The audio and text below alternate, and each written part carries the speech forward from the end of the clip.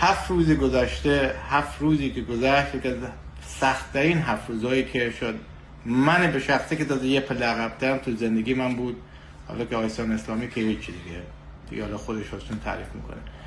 بدترین 7 روزی که تو زندگیشو گذروند و اینه که باید خیلی نرمال جلوه میداد، نمیتونست اصلا چیکار بکنه.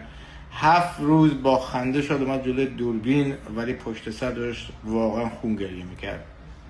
میگم تو چه نقطه‌ای که وایسادی یا به چه نقطه‌ای که میرسی یا به چه نقطه‌ای که خواهی رسید خودتی. آیسان اسلامی اگه امروز آیسان اسلامیه، امروز من میفهمم چرا. این 7 روز گذشته به من نشون داد چرا. این امتحانایی که ایشون پس داده، این دستاندازهایی که رد کرده و اینی که چجوری اومده این همه دستاندازها رو چجوری اومده که اینا رو منیج کرده امروز، واسه همینی که واسه همینی که الان محبوب قلب‌ها شده. و اینکه قلبش صافه، قلبش پاکه. و من ببینم من 24 ساعته با ایشونم، قلب پاک ایشون رو مثلا اصلا نمیدونم به زبون نمیده بگی.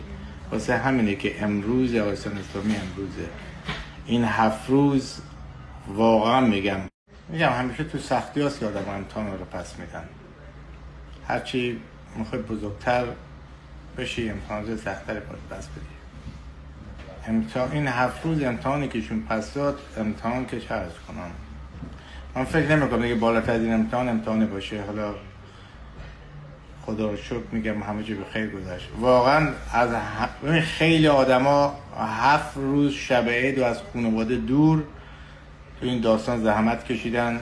دم همه شما گرم.